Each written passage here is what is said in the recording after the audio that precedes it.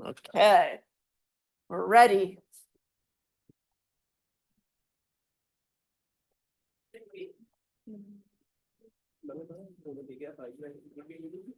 We're sort of ready. Now I think we're ready.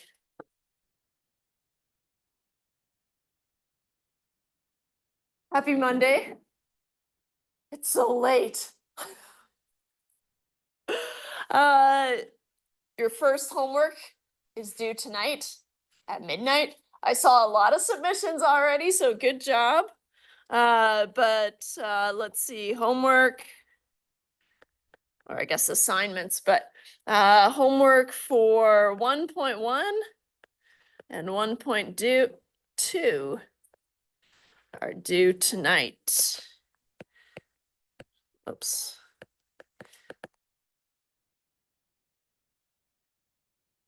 That sounded like me, but my ringer's never on. Let me check. It's not.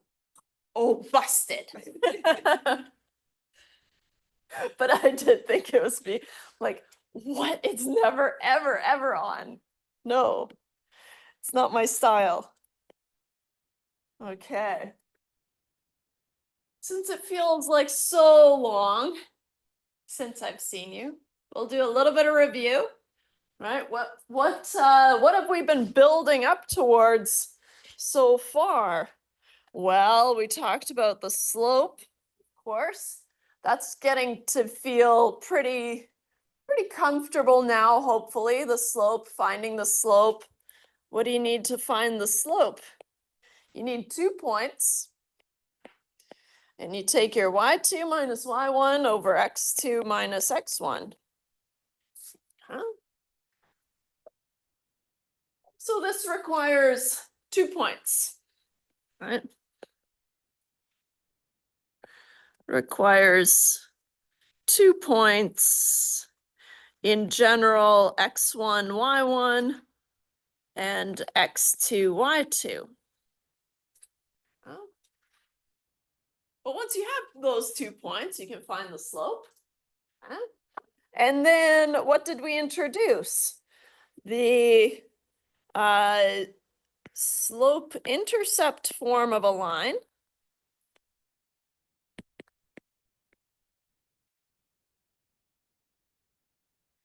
Is y equals mx, plus b.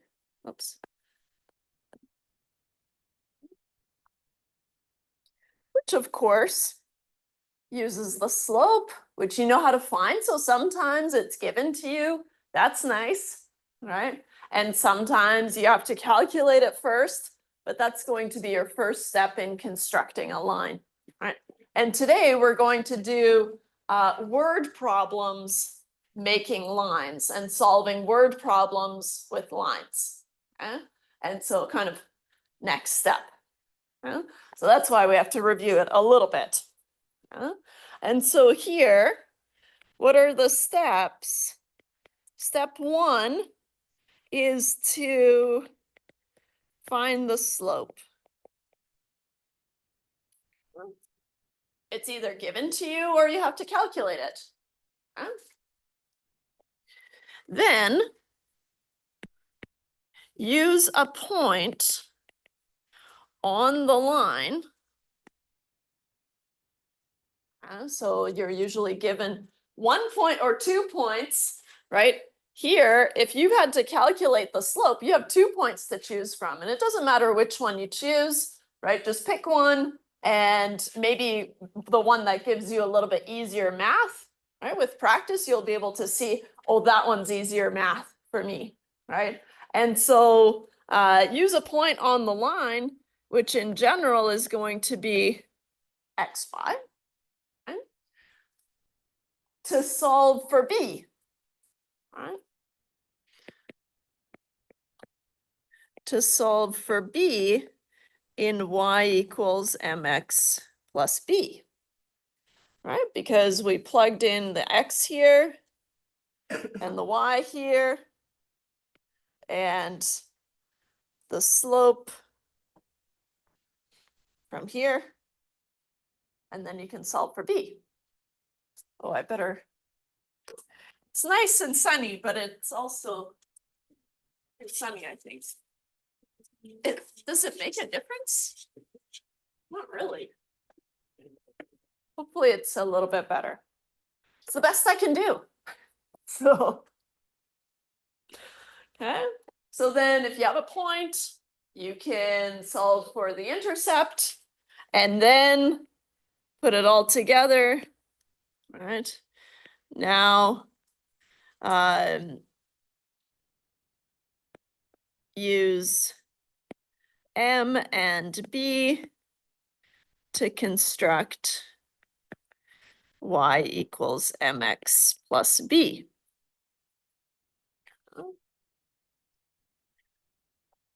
This method will always work. Okay? Sometimes we can have some shortcuts, right? A potential shortcut if you wanted to, but you don't have to. Okay. Because for me, as long as you're able to construct a line, right? Construct the equation of a line, I'm not going to tell you you have to use the slope intercept or the point slope form, which is our next one to review, right? The point slope form of a line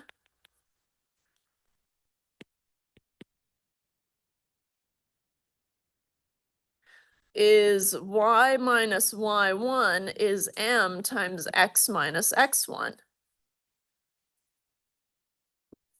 Again, you're going to need the slope, right? So far it's the same. In fact, it's the same all around. 1, find the slope, which I should label as m, of course, here, m. So find the slope, and or if it's given to you, you did it. And then given, or use the given point. Use the given point x1, oops, y1 on the line in y minus y1 is m times x minus x1. There's only slightly less work here, right? In comparison to this previous one. It requires the same amount of information, right? The slope and at least 1 point. Okay? And so it doesn't matter how you get there, right? But this one is a little bit quicker, but it is just a shortcut, so you don't have to use it. This one will always work. Okay? So here, this way will always work.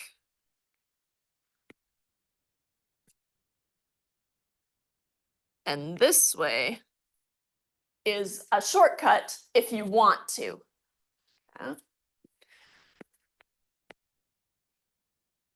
A shortcut if you want to.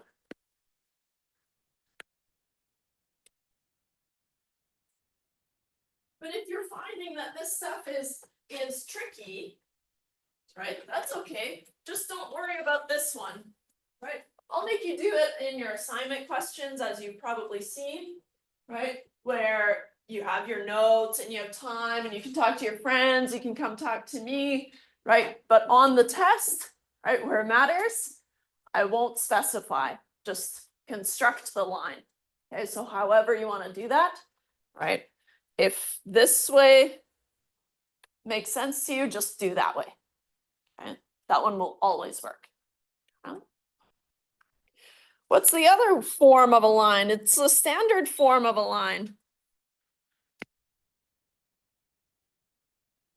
Standard form of a line looks like ax plus by is equal to c. This one usually requires that you make the line using one of these methods, right? And then rearrange it to be in ax plus by equals c, right? And so I'll do that down here. So 1, find the equation of the line.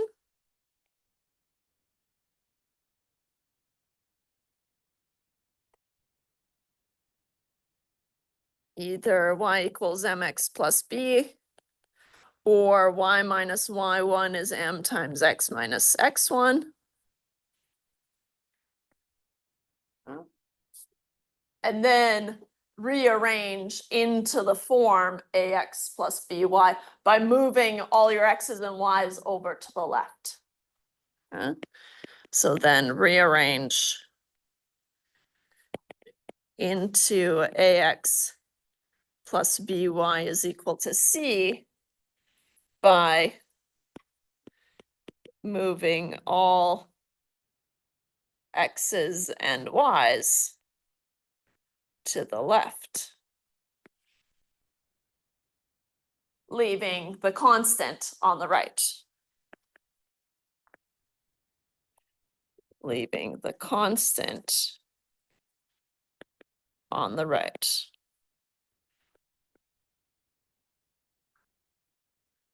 Whew. Nice. Hopefully that stirs some memory, all right? And now we'll use it to tackle some word problems. Now, all of these word problems require us to build a line, but it won't be the simple information that we're used to seeing. Hey, find the slope, find the intercept, that kind of thing, right? It's going to be a little bit trickier, in my opinion. But once we've seen enough of these problems, you'll start to see patterns, right? And say, oh, I have seen a problem like this one before, right? And then I remember how I tackled it, right? And so that's what we're doing in this section. Okay, but first of all, I'm going to give myself a little bit of room. So we're in section 1.4 now. Okay. Woof, going, I guess, kind of quick, sort of. Flying through chapter 1. Okay, applications. Applications are word problems usually, right? And so for any word problem, read the problem carefully. I don't usually put that in my notes, but it's in the textbook, so you want to highlight important information, or at least make note of important information, right?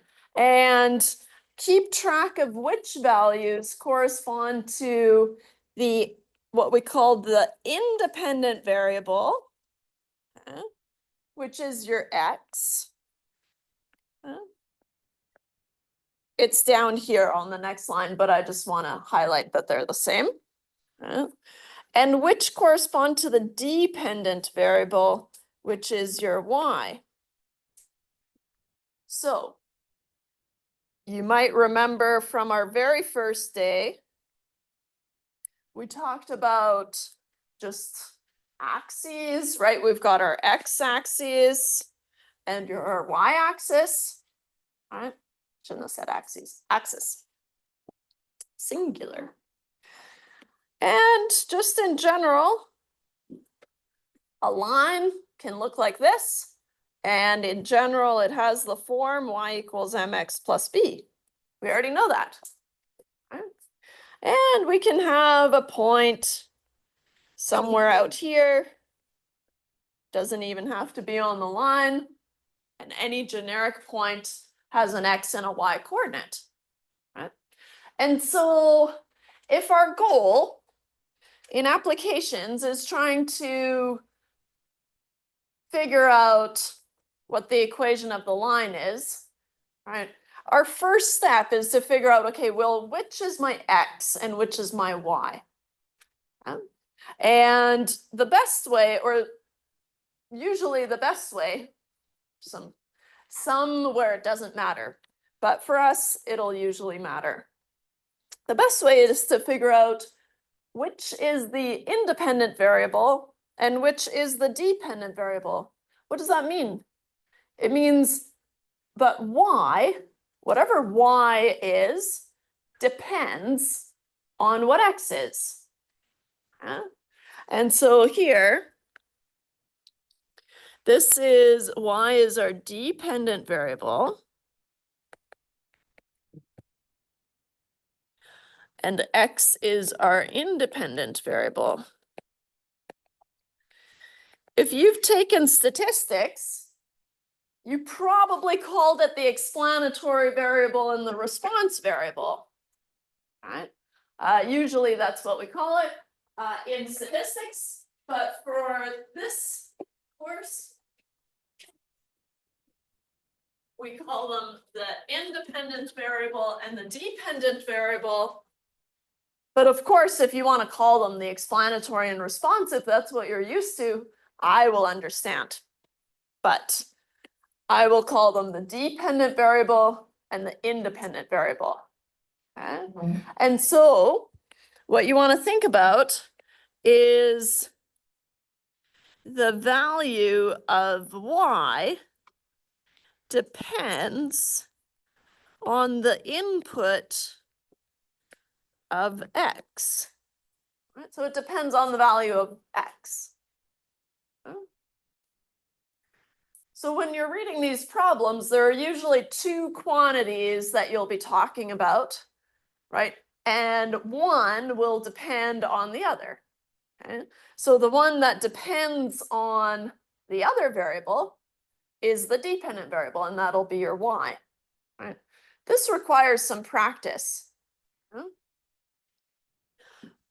So, and because it's not always easy, what we're going to start doing is just reading the problem and figuring out what we're going to use as our x and what we're going to use as our y.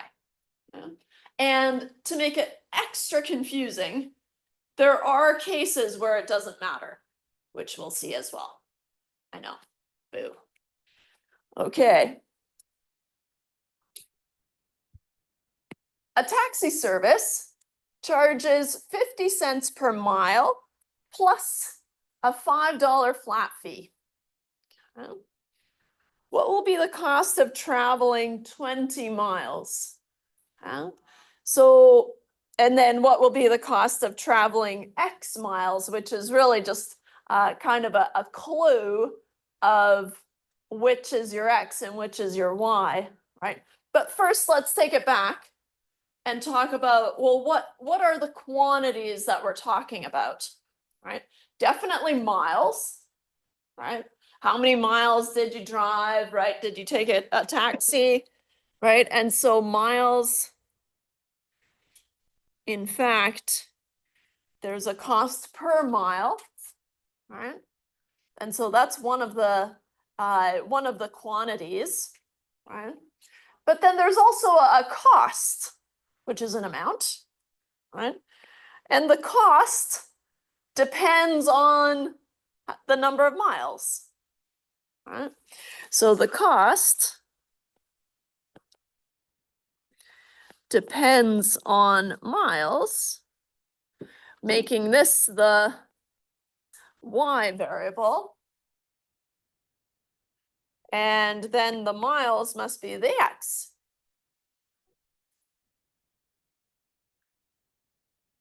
Like I said, that takes practice, reading those questions and figuring out which one is which. But one of them will depend on the other. Okay.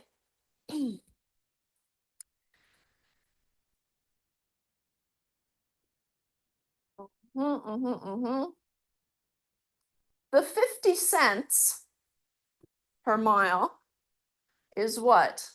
So for each additional mile, we add 50 cents, 50 cents, 50 cents, 50 cents. It feels like a slope to me, right? And so we're not used to seeing it like that, right? But if we have X miles, then how would you find, okay, if I told you you went 10 miles, What's the cost if you just ignore the $5 flat fee for a second? Right, you would do 0.5 times 10, right? Or 0.5 times X. So here, we've got 0.5 times X. This is what we call the variable cost, right? Because it varies with whatever X you put in. I won't write that down here because it's in the next question, and I think I jumped ahead a little bit. But it is the variable cost, promise. Which is probably what that class is talking about today as well. So that's kind of fun. Brief moment where we talk about the same stuff. Now,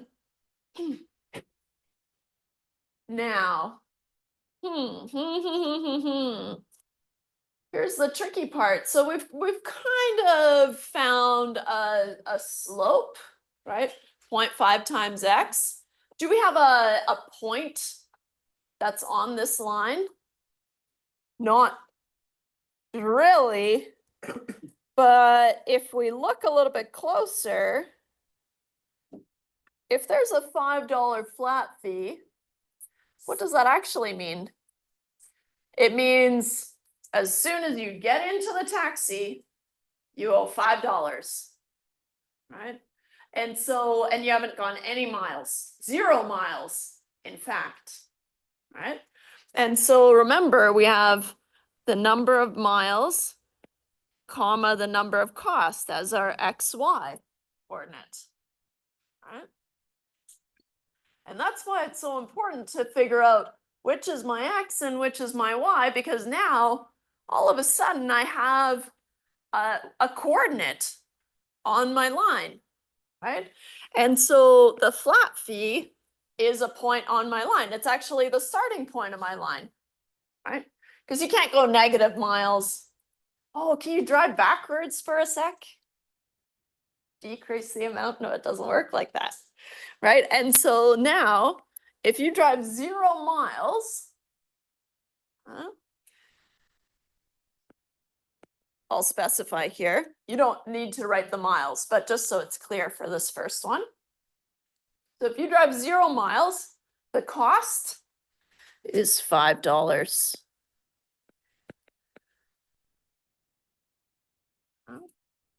It's also what we call the fixed cost, right? You've committed, you've got into this taxi and you've committed to taking a ride in some number of miles, but there's always a $5 cost first. So this is a point. This is an XY point, right? So when X is 0, Y is 5.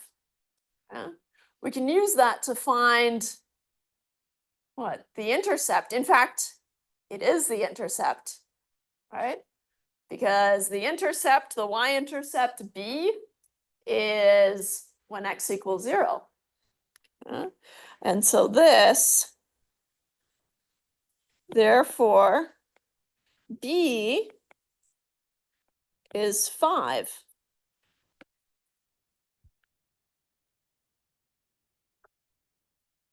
And I'll clarify since X equals 0.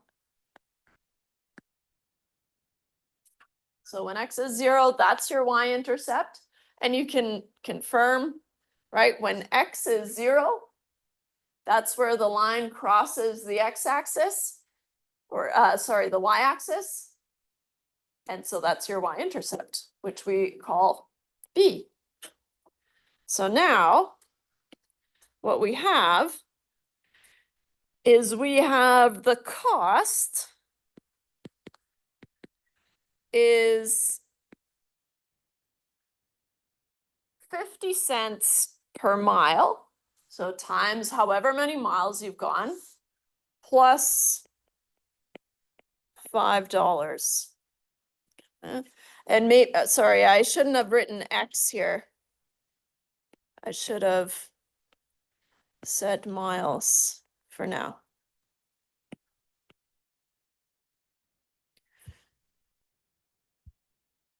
Or Y equals 0.50x plus 5, which is an equation of a line. Nice.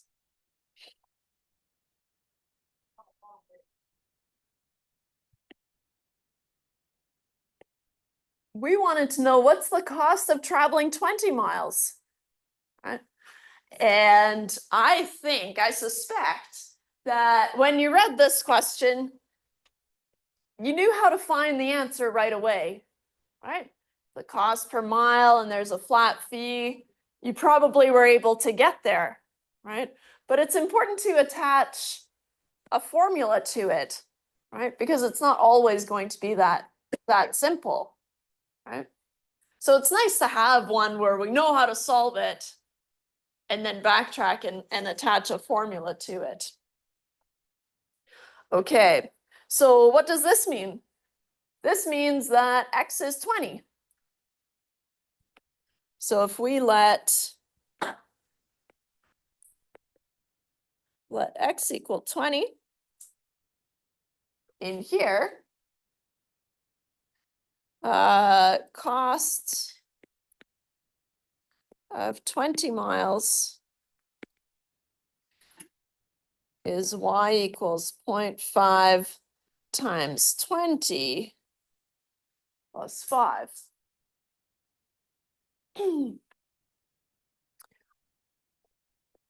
Gonna go with 15.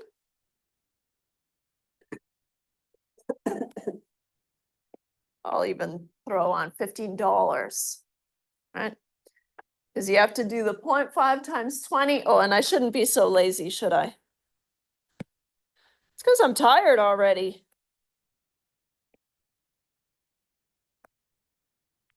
Let's do it properly. Y equals 0.5 times 20 is 10 plus 5 is 50.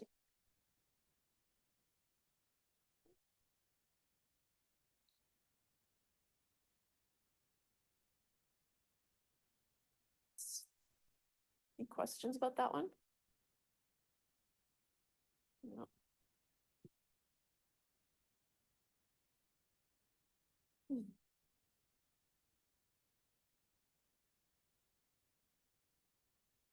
So in this next question, we introduce this term, the variable cost and a fixed cost. So in business, we usually have a variable cost, right? And we have fixed costs. And fixed costs are things like you have to pay rent whether you sell stuff or not, right? And you have to pay your cell phone bill whether you sell stuff or not, right? Those are all fixed costs. A variable cost is how much does it cost for you to make an item to be able to sell it, right? That can be material or labor or, well, basically those are it. But I can't think of anything else that you would need. No, I can't think of anything else. Material, labor, that's pretty good, right? And so depending on how much you're producing, right, that'll determine how much you pay for materials and how much you pay for labor, right? So that's where the term variable cost comes from. And then you have your fixed costs that you always have to pay. And then you have to pay that off before you start making money. And so that's kind of a fun component or application of this chapter is we get to learn a little bit about kind of revenue and profit and things like that. Just not yet. Sort of, I guess here. So the variable cost to manufacture a product is $10 per item. And so what does that mean? It means that the cost to produce an item is $10. Depending on how many items you make, and then how many you sell, right? That depends on, or that determines how much money you make. We'll get there. But we have $10 per item. if X, so now we're told, and then the fixed cost is $2,500. If X represents the number of items manufactured and Y represents the total cost, so here it's been given to us, which is really nice, then we have to write the cost function. Now, what you'll have on your formula sheet, I made a note to check about adding that slope intercept form of the line, but this is a note for me, not for you.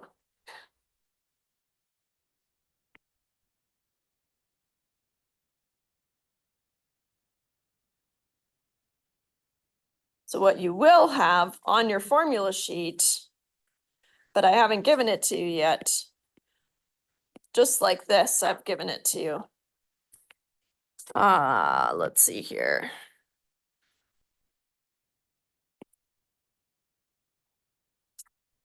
So this is on your formula sheet.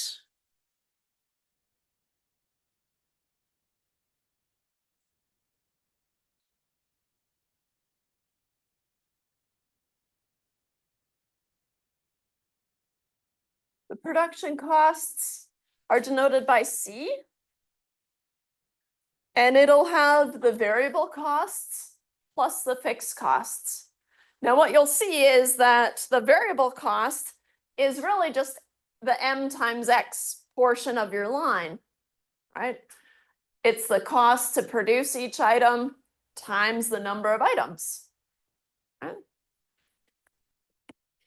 So here, this is where M is the cost per item. Oops. Need to write it down here. And X is the number of items.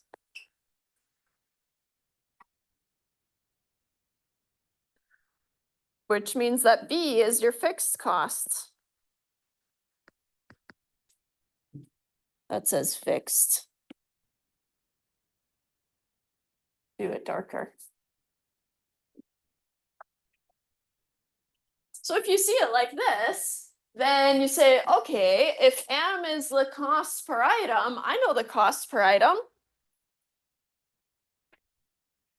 It's 10 in this case, right? So what does this mean? It means that M must be 10 and the fixed cost is your B, which is 2,500.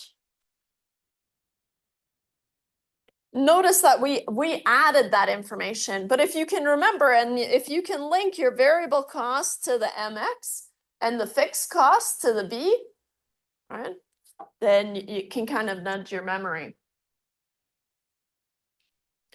So then the cost function is going to look like this.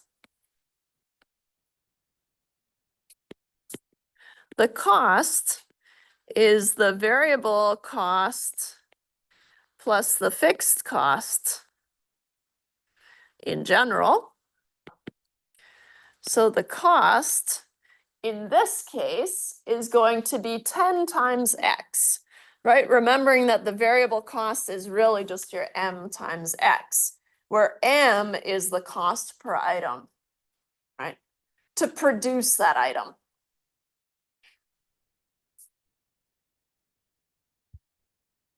So we have 10 times X plus our fixed cost of 2,500. And I know people are still copying that down.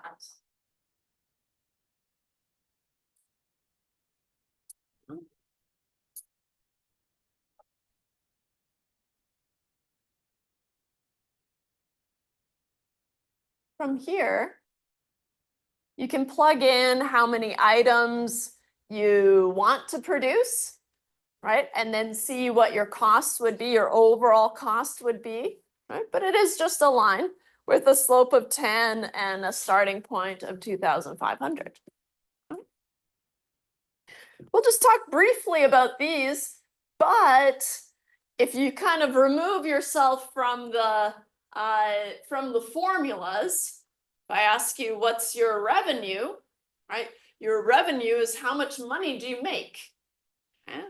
And so, well, you would say, well, that depends on how many items I sell, right? How many values of, or how many things of X did I sell, right? And so X is still the number of items. Okay. And I'll use the same color to denote that it's the same as before. But your P, this is a capital P, is going to be what? It's going to be the price you charge when you sell it, right? The selling price of the item, right? So this is your selling price per item.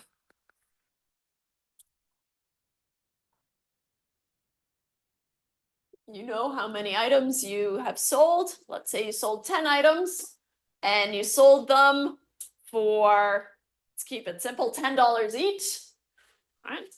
You've made $100, right? That's good, but not that good if it costs you 2,500, right? Oof, not great, right? But we'll get there. So then what's your profit? Your profit is the amount of money that you actually bring home, right? Once you've paid all your workers and you've bought all your materials and you've paid your rent and you've paid your cell phone bills, paid your Netflix, all those fun things, then you have your profit, right? What's your profit? Your profit is your revenue, right? R is your revenue. It's your revenue minus your production costs. And so this is a line, right? Your production cost is a line, your revenue is a line. It's just now we're calling it PX instead of MX. What's your B in this case? It's 0, right? Because if you don't sell any items, you don't get any profit, or you don't get any revenue. You don't get any money, right? And so then it's 0, but it's still a line, right? In fact, these lines are going to look like this and they'll cross at some point, right? But I'm getting ahead of myself because this stuff is really fun. So we'll get there. But this is what you'll have on your formula sheet. And if I can remember tonight, I'll try to clean it up and post it so that you have the full formula sheet. But I also need to reach out and ask about that extra formula, that point slope formula.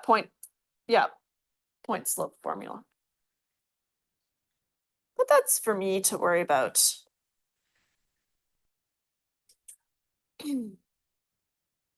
I'll just give myself a new page here.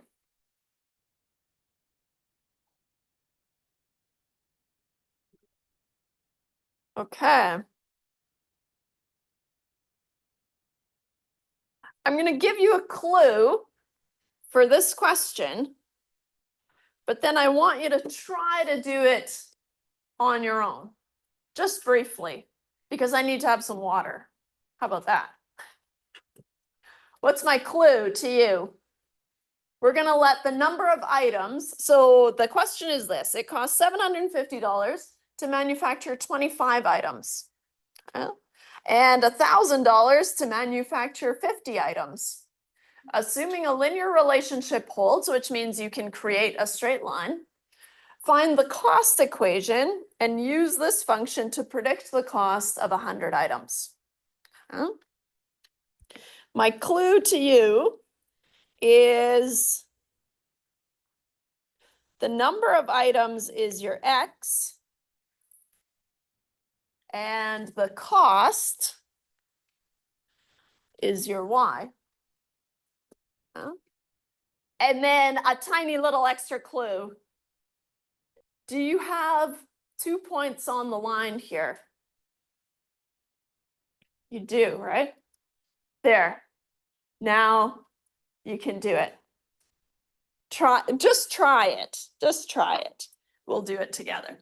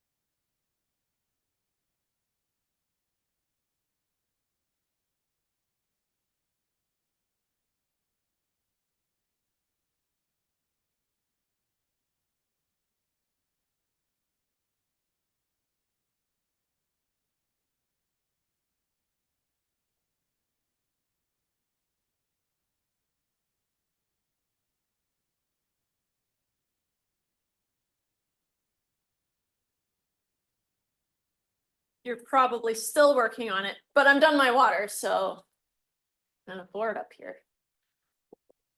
You'll work ahead of me, but I'll start. But you're still ahead of me. So my clue was that you were given 2 points.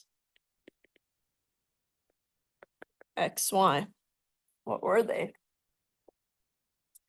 If X is the number of items and Y is the cost, then at 25 items, the cost was $750. Right? And so I have 25 items and a cost of 750.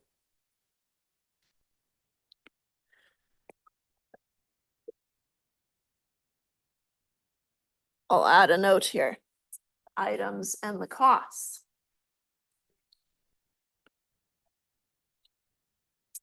What's the second point then? Well, if that was the format of the first point, it'll be the same for the second point. We're told that for 50 items, it costs $1,000 to manufacture them.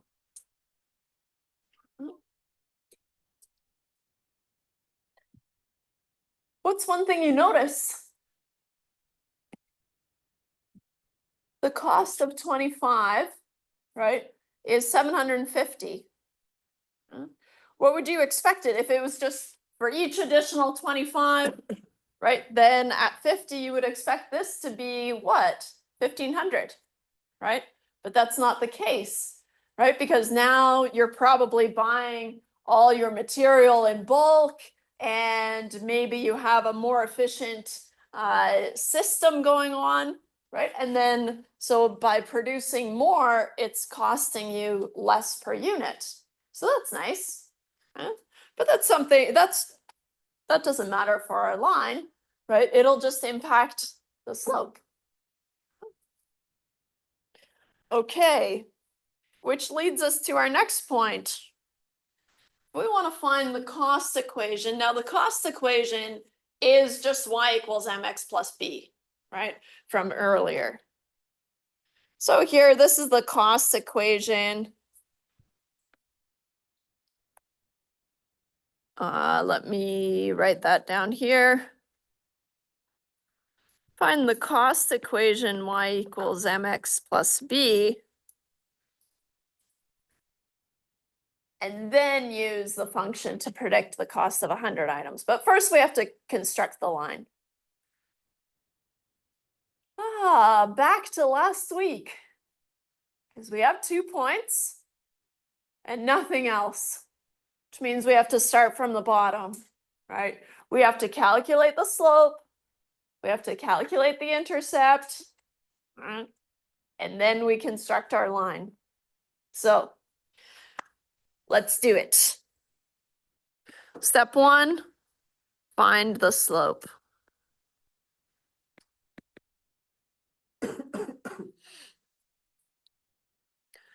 The slope m is y2 minus y1 over x2 minus x1. And again, just like before, it doesn't matter which one is your point 1, point 2, as long as you keep them separate. Yeah.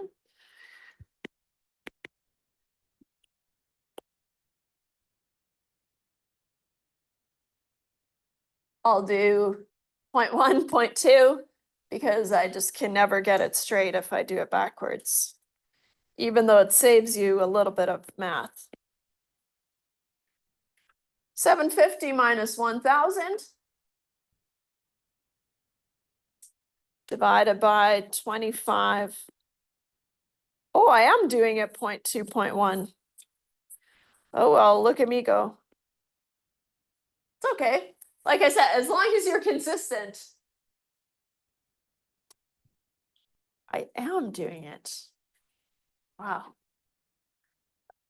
I didn't think I could. You did it the other way, you'll get some nicer numbers. All right. So what do we get? We get negative 250 divided by negative 25. What's nice is these negatives cancel, right? Negative divided by negative makes a positive. So I'll slash those right away. And then 250 divided by 25. I was going to bust out my calculator, but fine. 10.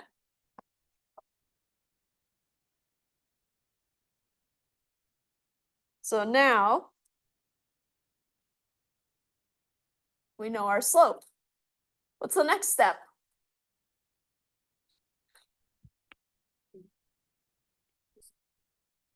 We have to find the intercept.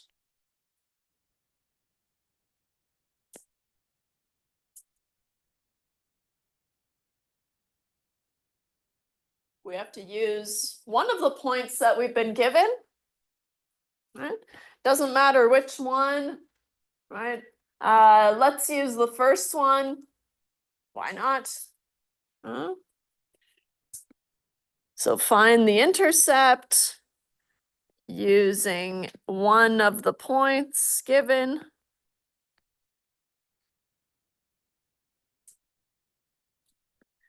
I'll make a note of using, what was it? 25, wait, 750. Which means my x is 25 and my y is 750. Then in my generic y equals mx plus b, I can move in with my m. I can move in with my x. Haha, that's funny. I can move in with my y.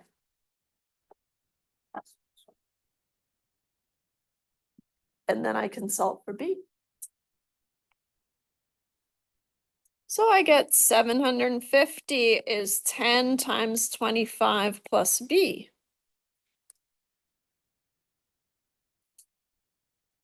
I get 750 is, move this down, 250 plus b, oops. Oh, it's an ugly looking b, isn't it? There. Solving for b, I like to put my, whatever I'm solving for on the left-hand side and whatever I'm solving on the right-hand side. So then I get 750 minus 250, which I feel like might be 500.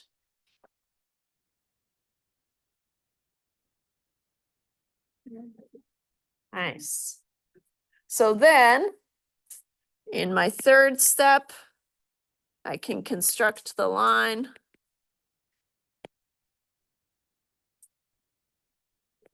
Which says that y equals m, which is 10, times x plus b, which is 500.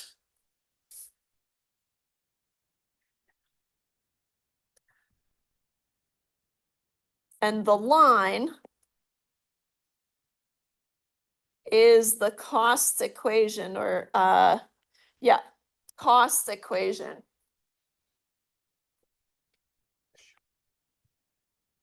Oops. Just to link those two terms because they're the same.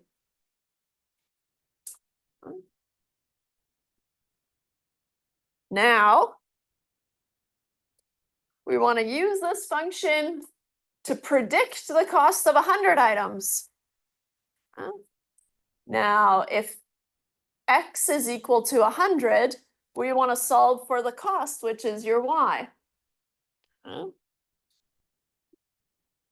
Let me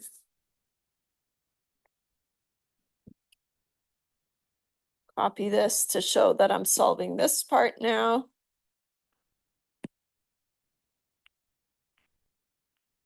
This means that x is 100, and this means find y.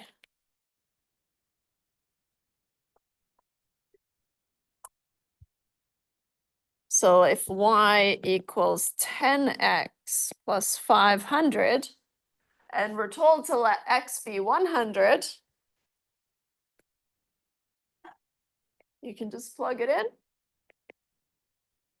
Careful that you do 10 times 100 first, and then add the 500. Right? You don't want to do something silly, because it won't give you the same values. I need another page here.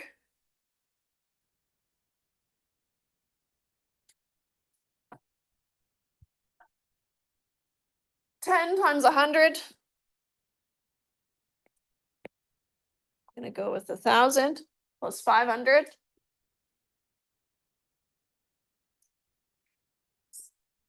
$50 is the cost to produce 100 items. Nice. Once we found these 2 points, that was the hardest part, right? Because then we're doing the exact same thing that we were doing last week, right? First find the slope, and then find the intercept.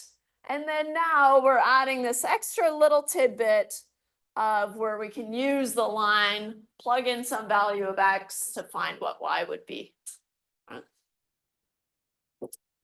Nice. Any questions about that one? Or we continue?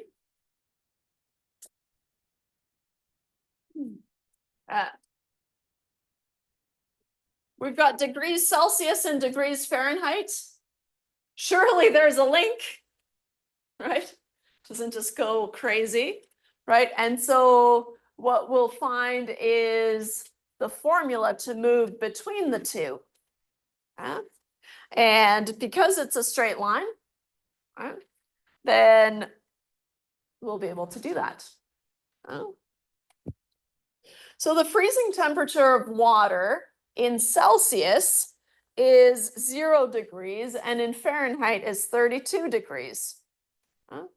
And the boiling temperatures of water in Celsius and Fahrenheit are 100 degrees and 212 degrees, respectively. Write a conversion equation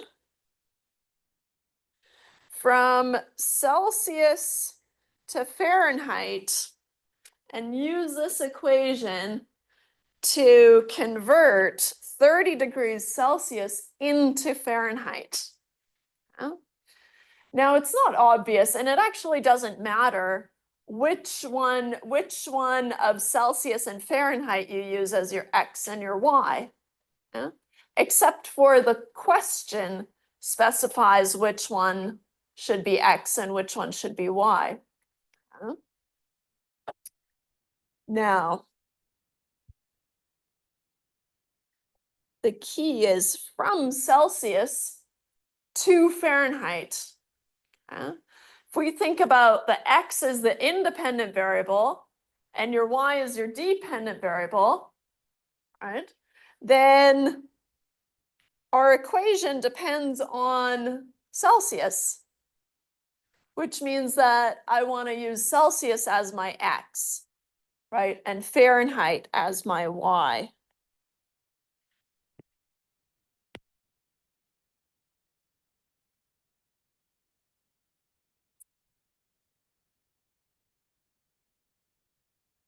Well, what we can do to make it a little bit easier is instead of X and Y, because it actually doesn't matter, right? If I'm converting to Celsius, then that depends on what my Fahrenheit was. And if I'm converting to Fahrenheit, it depends on what my Celsius was. So it's one of those scenarios where it really doesn't matter which one is which. But we can call it C if you want, or F, Y or F, since it really doesn't matter, right, moving between the two.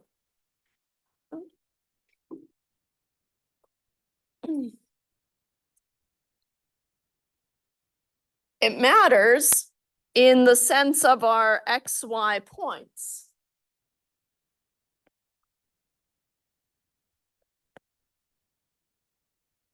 In our case, we're going to use Celsius, Fahrenheit, right? Because if water is freezing, right, those are paired up. And if water is boiling, those are paired up, right? Those temperatures are paired up. So again, we have 2 points. Okay. So we are given 2 points.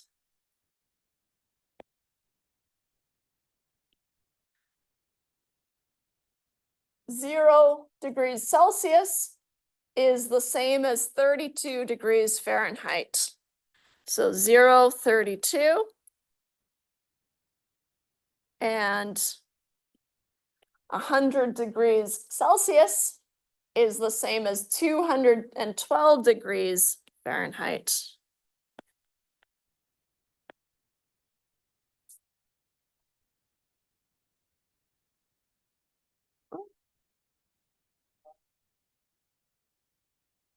Hey, we know what to do here. What's my goal? Right?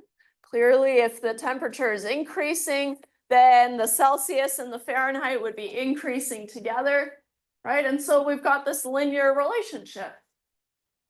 So we need to find the equation of the line. So the conversion equation is really the y equals mx plus b again. So step 1, find the slope.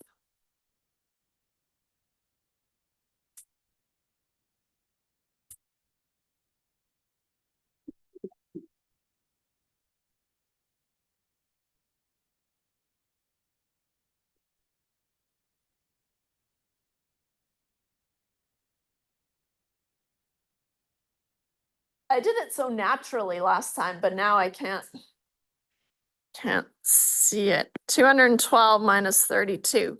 But as you saw, right, it doesn't really matter which one is 0.1 and 0.2. 212 minus 32. This also gives me a nicer value. All right.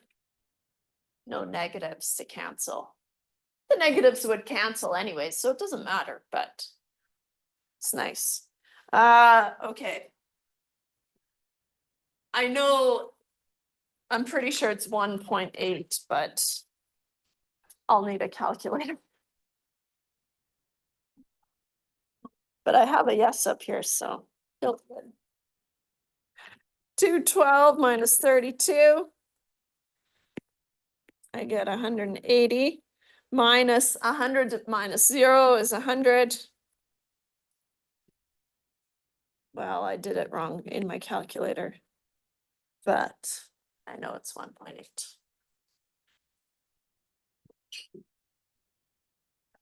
So my slope is 1.8. Right. Great. Now we can find the intercept. What do you think the intercept is? It is 32.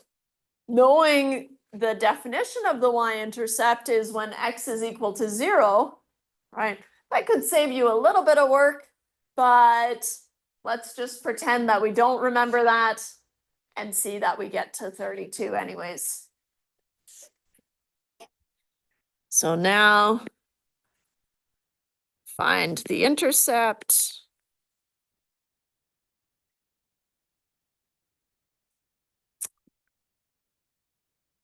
I will use 0.32 as my known point.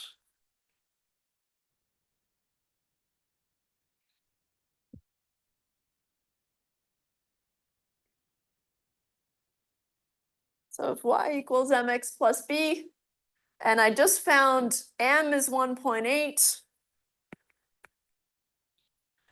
and I'm using my known x of 0. I'm solving for b, and my known y of 32. Now it becomes obvious that b is 32 because I multiply by 0. So b is 32. Then we construct the line.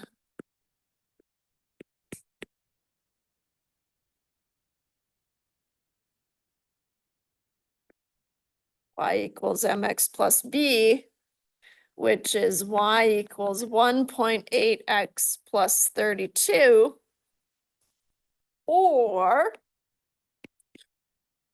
I guess I kind of dropped the Celsius Fahrenheit, but it's really important that you keep track of which one is which, right? And so now if I replace my x with c and my y with f, then it'll be more obvious which one is which. So then I get Fahrenheit is 1.8 times the Celsius plus 32.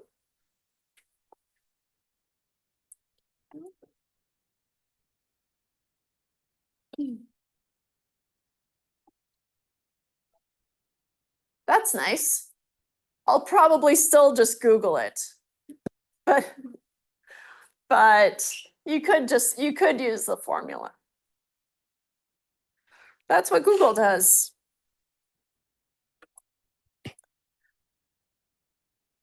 This is the conversion equation from Celsius to Fahrenheit, right? Oh, and I forgot. Good thing I went back here. Use this equation to convert 30 degrees Celsius into Fahrenheit.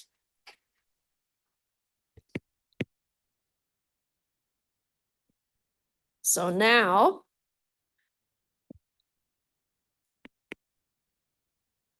it's nice to use this version of the formula. They're the same, right? But then it's obvious that I'm going to put in 30 for my C, right? And so I get F is 1.8 times 30 plus 32. And this, I have no idea. 1.8 times 30 is 54 plus 32. Oops. Nice. I get the answer in advance here, but sometimes I can't do it.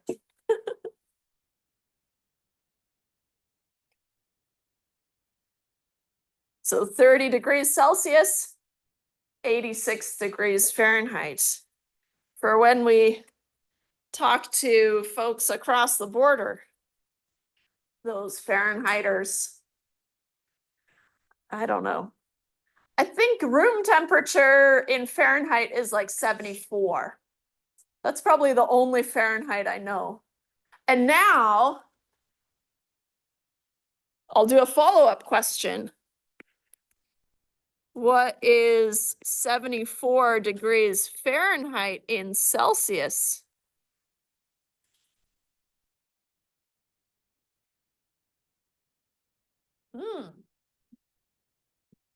Now I have an F and I want to solve for the C. This is just for fun because it's the only Fahrenheit that I know or think I know. Let's see if it's true. Should be about 21, roughly. But maybe they like it cold. Let's see here. The Fahrenheit is 74.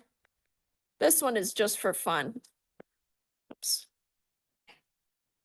I guess. But also nice to know.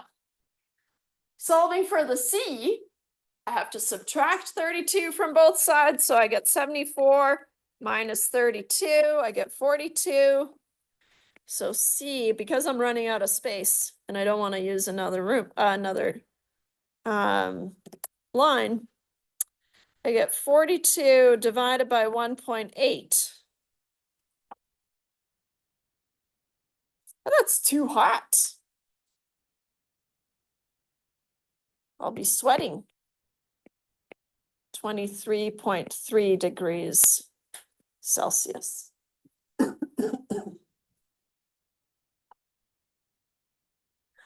Maybe they don't want to pay for the AC or something. I told my husband all the time. 74? 23. 23? I think that's like bearable. That's good. You're not freezing all the time. It's nice. I think the school is probably 22, 21. All right. So you can move back and forth, hence it being a conversion equation. Question? Yeah, sorry, how do you get to 42 over 1.9? I did a quick switcheroo here. I did 32 subtracted from 74, so 74 minus 32. And then to solve for the C, I have to divide by 1.8. And then because I don't want to make a new page, I scrunched it.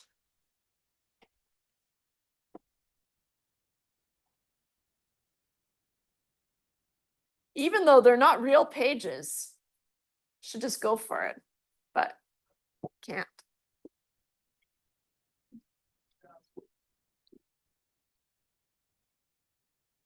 Nice. Also, what time is it? Okay, doing okay.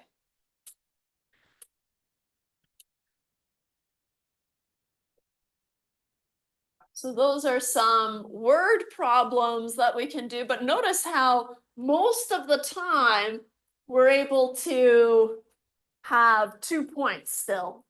And then we're back to where we're used to being, right? And then usually there's an added question of using the line to solve some problem.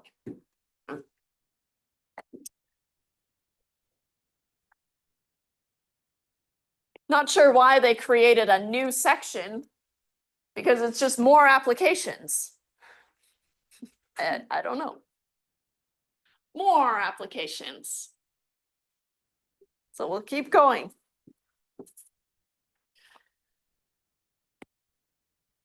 This section deals with finding the point of intersection of two lines. So I'll highlight that because that's going to be a really important component that we deal with. I'm going to show you two ways of finding the intersection of two lines. You only need to be comfortable with one of those ways, right? And so I tend to use the first one that I'll introduce, But then if you prefer the second way, that's totally fine. So I'm going to show you two ways, but you only need to know one. And it doesn't matter which one. Okay.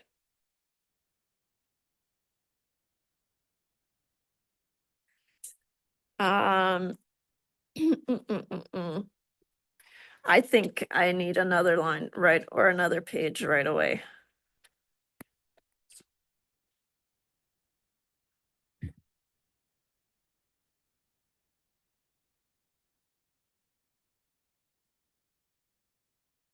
Please stay on the line.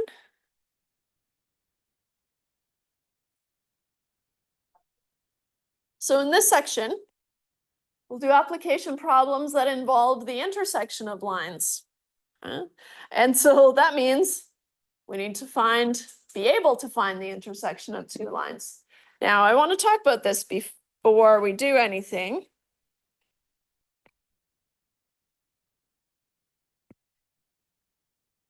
If I have my X and Y like this,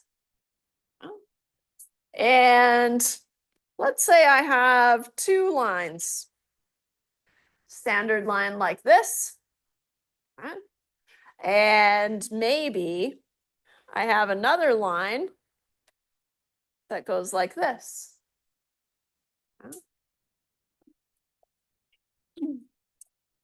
I'll call this y equals m1x plus b1. I know. Which makes this line what? The blue line is going to be y equals m2x plus b2. Why do I use this notation? This is slope number one, right? A subscript one just says, hey, this is slope number one, and this is intercept number one, making this line one. Right. So here, this is line number one, and we'll call this line number two. Doesn't matter which one is which, right? Just throwing some labels on there, right? Slope two, intercept two, because they're different. We can see that they're different. One is negative, one is positive, right? One would cross over here and the other one would cross over here, but I'm just keeping it generic. Notice that at one point here, this is the intersection, right? So this is the intersection.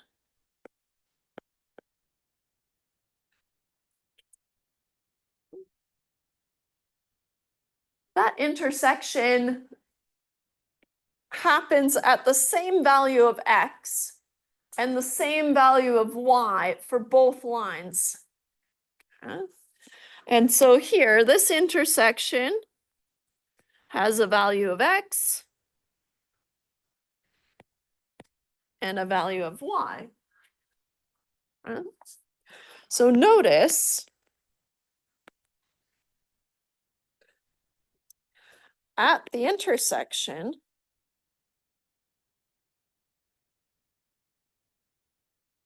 both lines have the same value of x and y. Let's see. Both lines have the same value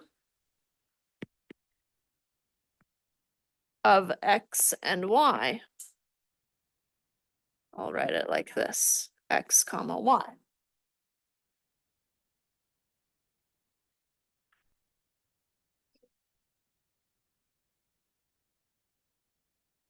Which means, and that's the fact that we're going to leverage, right? In solving this intersection, okay, we're going to say, well, at this intersection, this y in line 2 must be the same as this y in line 1.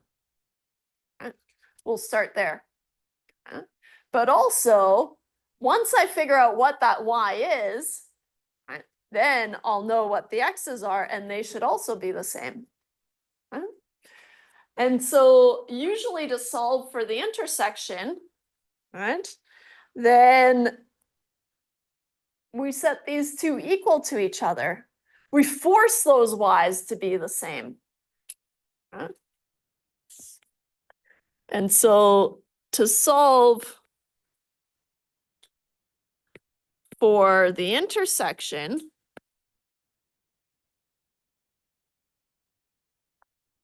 of two lines, we can force the y's to be equal to each other.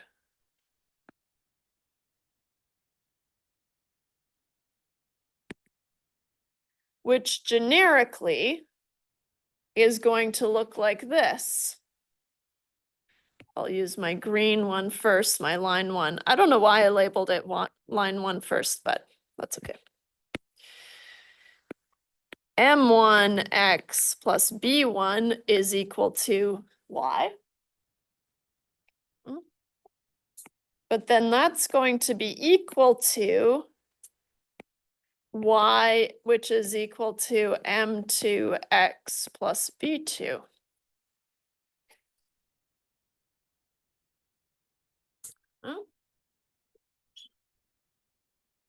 So then, this is generically, and we'll see an example, right, in just 1 minute. Maybe less, or maybe more than a minute, but still. What happens here? If you treat this, I'll just write this out just quickly here. But if this is A is equal to y, which is equal to y, so far so good, is equal to B. If I tell you that A is equal to y and B is equal to y, then A must be equal to B, right? Then you can cut out that middleman, right?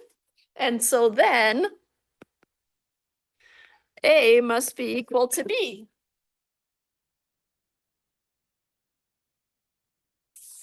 I'll clean this up here. Got too excited. Huh? Okay, then what are we saying here? We're saying, which is really saying M1x plus B1 must be equal to M2x plus B2. But remember, the M1 and the B1, those are going to be numbers. And the M2 and the B2, those are going to be numbers. So really what you're dealing with is just an X on both sides. Right? So then you can solve for X. Okay. Rearrange and solve for X. Right. What is that X going to be? That's this X, right? Then you can use that value of X, right? You can use that value of X here. You can plug it back in to solve for the Y for the second line, or you can plug in the value of X and solve for the Y for the first line. It doesn't matter. In fact, I encourage you to do both to make sure they're the same, because they should be the same, right? Otherwise, something went wrong. So it's a nice way to check your work. Then we use that value of X to solve for Y.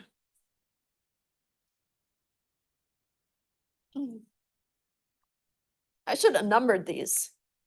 I'll do number 1, explaining that you set them equal to each other. That's your first step. But then I also kind of talked about why it makes sense to put them equal to each other. Then your second step is to rearrange and solve for X. And then your third step is to use that value to solve for Y. Okay. Let's do an example with numbers because it's hard with variables. Yeah. Right, can I see what you put in there? Yes. Oh, there. Yeah.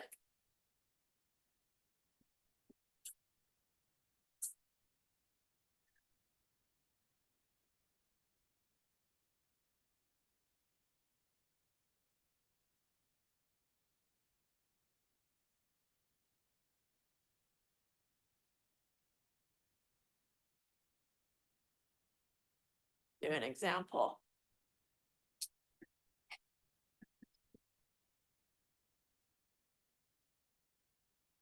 The intersection of the line y equals 3x minus 1. 3x minus 1 looks like this.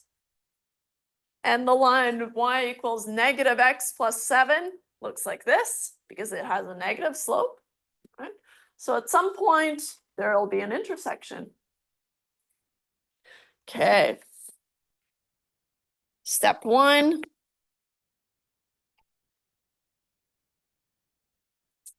Set the y's, I'll do a shorthand version. Set the y's equal to each other.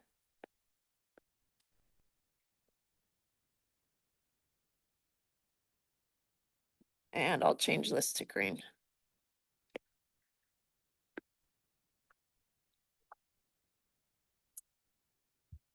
Notice that I like to put the y's on the inside to make it obvious that they just kind of go away, right? They're just a middleman. And so how I'll write this is I'll do 3x minus 1 is equal to y. But at the intersection, right, this other y must be the same, right? So we're using that fact. And that y is equal to negative x plus 7.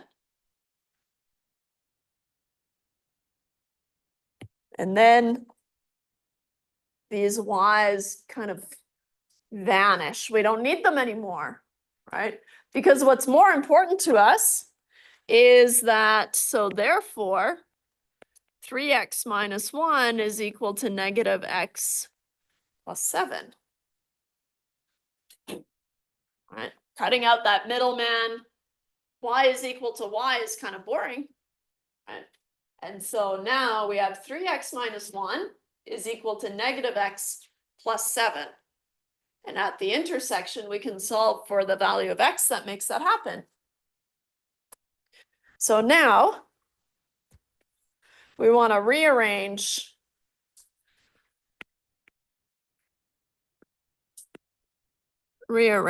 and solve for x.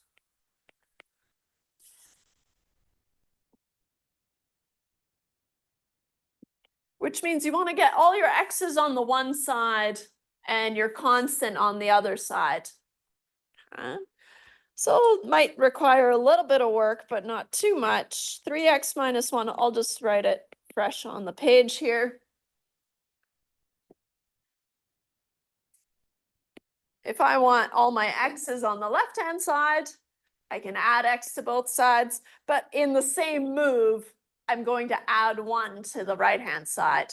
I just kind of swap places, and I get 3x plus x is 7 plus 1.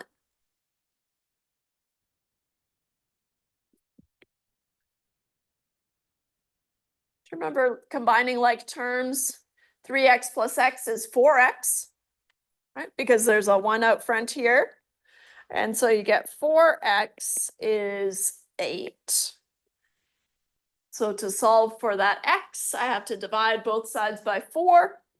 So I get x is 8 divided by 4, which is 2. So now we know that the intersection of these two lines happens at x equals 2. Nice. Now, use that value of x to solve for y. Yeah. I was gonna ask if the intersection is always gonna be. So usually the way the lines are set up, we'll solve for x first, and then we have to solve for the y. But we need the point, which means we need the x and the y. Okay. And so now, oops. Step 3 is to use x equals 2 to solve for y.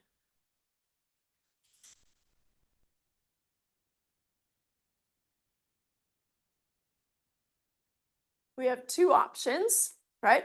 And like I said, it's not that much work to make sure that you get the same value of y for both. And so I encourage you to do it. But if you're tired, you only have to do one because we have equations for y, right? Y is 3x minus 1.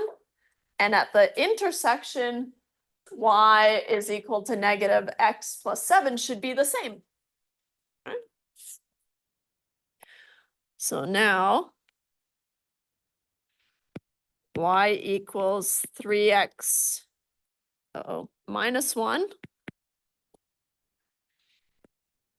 At x equals 2, I get 3 times 2 minus 1. Oh, I should do it properly here. 6 minus 1, so y is 5.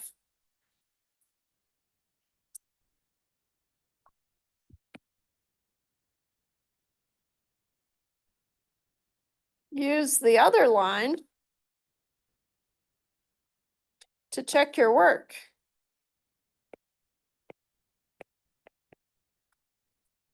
The answer for y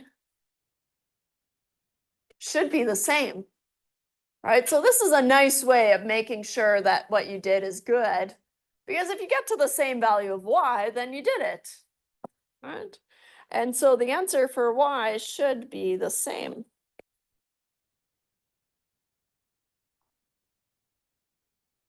So now you have y equals negative x plus 7. Y equals negative 2 plus 7. It's looking pretty good. Whee! So we're happy because y is 5 again. Yeah. Yes. Tell me when. Good.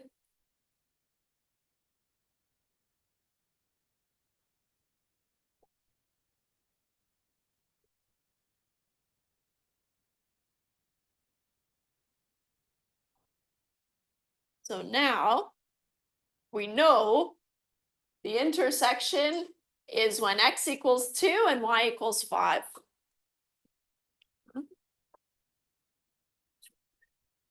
So I'll add that here. Therefore, the intersection is at 2, 5.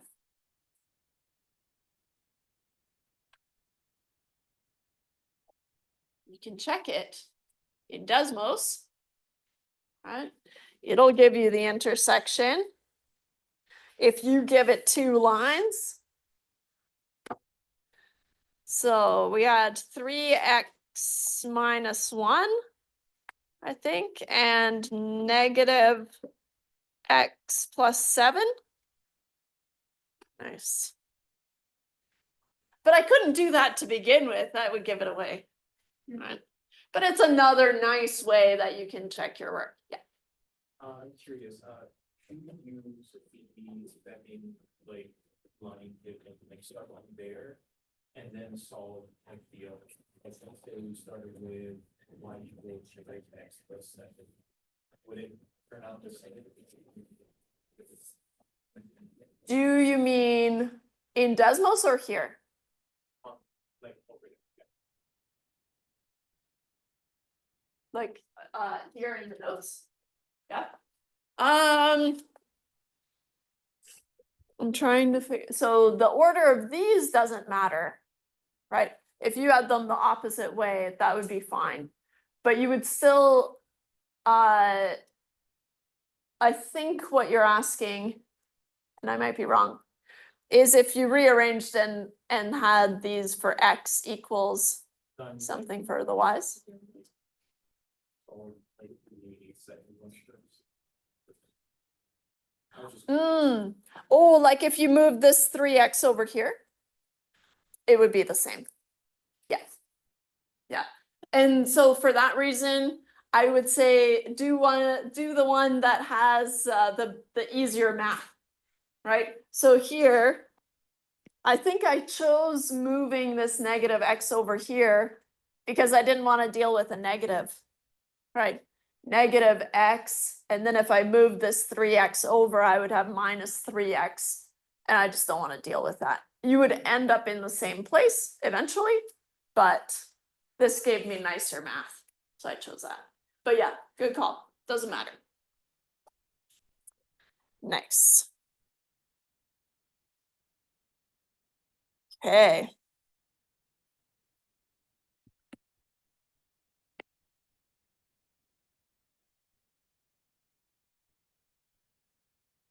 I'm going to show you the elimination method.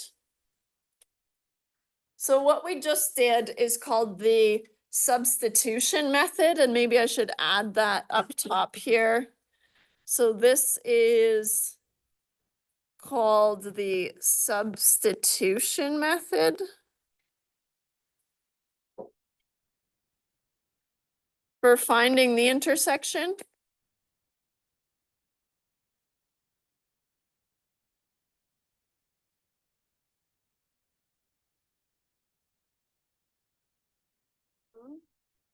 It's the one that I prefer. I think it is just the most straightforward, and you can think about the intersection. Okay, so then the y's must be equal, and I can force them to be equal to each other. But now, like I said, I'm going to show you another way that you can solve it. Now, if you like this way, this one that I'm about to show you, then go ahead and use it. That's great, right? But you don't have to. You can always just use the substitution method. Okay? Because although the assignment questions say use this method, right? On the test, it doesn't matter, right? As long as you're able to find the intersection of two lines. Okay?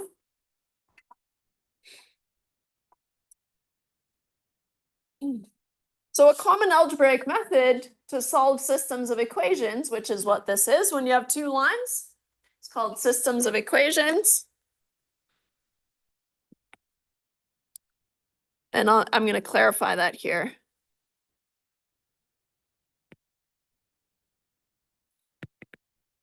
Intersection of two lines. It actually works for more than two lines, but that's why it's a system of equations generically. But what they mean for us is the intersection of two lines. It's called the elimination method. Right? And so the elimination method, well, it's already highlighted, but I'll highlight it again. The object is to eliminate one of the variables, so one of the two variables, by adding the left and right sides of the equation together. Once one variable is eliminated, which is very similar to what we did, right? Then we have an equation with only one variable where you can solve for that. Okay? And then by substituting the value of the variable that's been found in one of the original equations, right, then we get the value of that variable. Show you how to do it. Okay. Like I said, I don't like this one as much, but if you like it, that's great. I'm going to show you how to do it using this example. Okay. But it is very similar to how we did it before. The setup will be different. Okay. What you want to do is you want to stack your equations one on top of the other. Okay. And you want to have your x's on top of each other and your y's on top of each other. Okay. And so it's going to look like this. So I guess step number one, and I know I'm going to need a ton more space than this. So let me just, What have I done?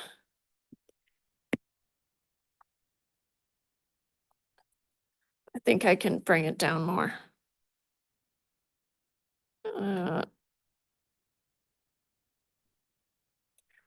There. Step number 1. Oops, stack the equations lining up x's and y's. What this looks like is 2x plus y is equal to 7.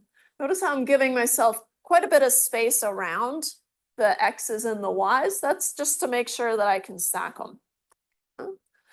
And then the next line is 3x minus y is equal to 3.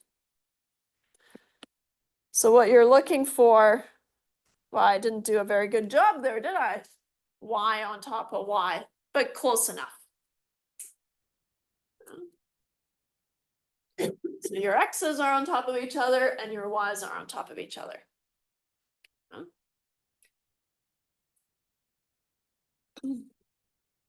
Using these as kind of their own things and remembering that it's called the elimination method. Is there something you can do if we call this line 1 and this line 2? Is there something that you can do with line 1 and line 2 to eliminate either x or y? Right? What if you added all of line 2 to line 1? Because then I would get rid of this y, right? And so, right,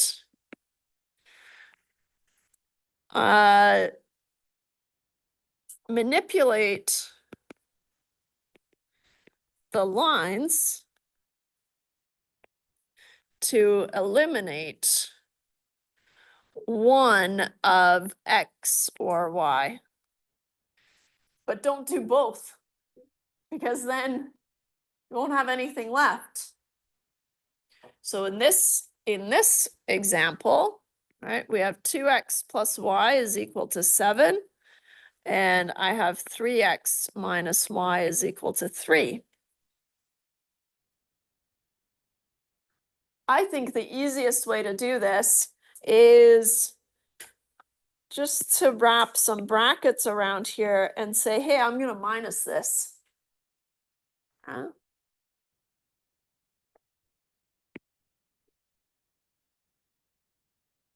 And if you don't like this method, like I said, I don't like it. I think it's too hard. You don't have to do it. Okay. You can just use the method that we started with. Oh. But I still need to show you. 2x minus 3x. Right? That puts me at negative x. Right? 2x minus 3x. Making sure that you distribute.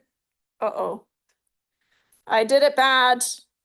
Don't do that. What did I mean to do? Not minus. I have to add them. Yes.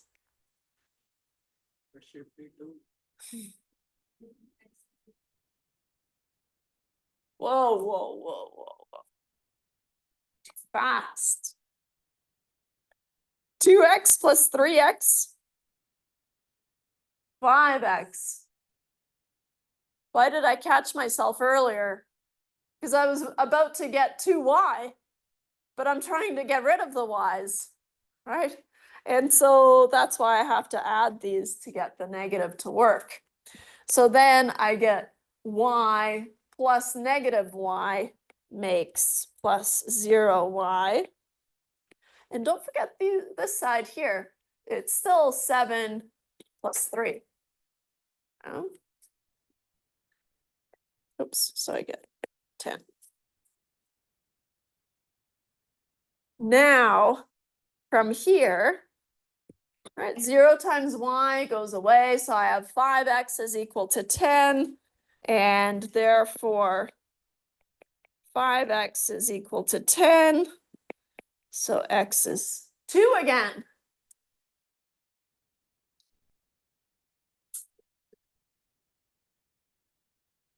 Now, I want to step 3, use x equals 2 to solve for y.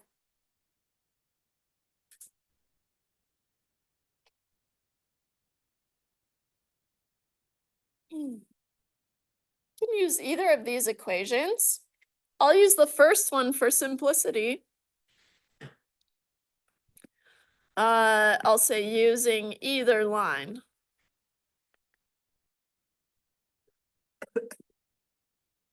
I'll use 2x plus y is equal to 7. But if x equals 2, I get 2 times 2 plus y is equal to 7. Which means 4 plus y is equal to 7, which means y is equal to.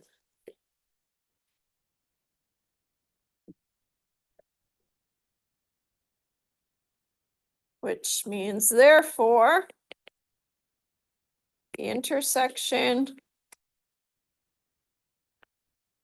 is at 2, 3.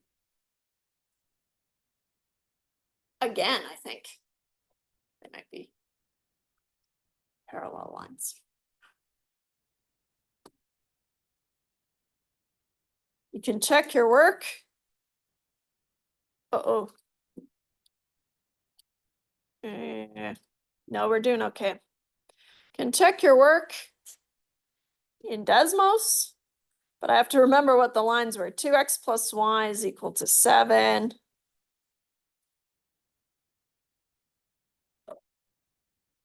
Is equal to 7.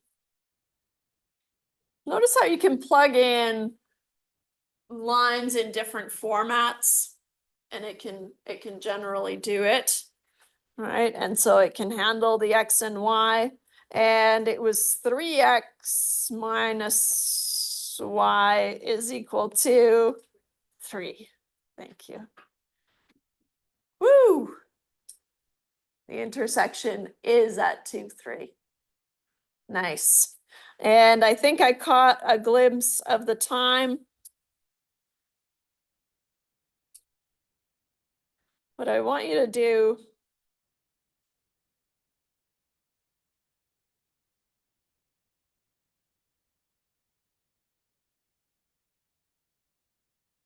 this one,